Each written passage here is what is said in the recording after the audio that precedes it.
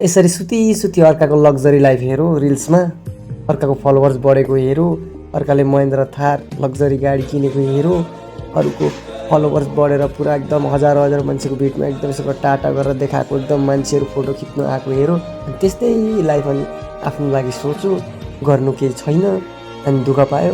अनि घरभित्रबाट रिल्सको data सकिएर charge सकिएर mobile चार्जमा लगाएर बाहिर यसो निस्केर हेर्दा लु खत्तम रहेछ भन्ने सोच्छु।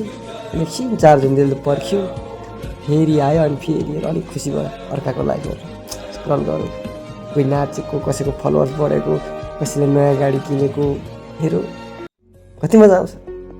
काम धन्दा छैन, फेरि चार्ज सकेर बाहिर निस्किँदा त उस्तै, अनि रिग्रेट गरौँ आफ्नो जिन्दगीलाई। घरमा बाउ आमाले तिमीहरूले के गर्यो यत्रो दिन, के गर्थ्यो मेरो लागि, मान्छेको हेर त भनौँ। यही त चल्दैछ आजकलको जेनेरेसन। सुध्र तिमीहरू, काम गर।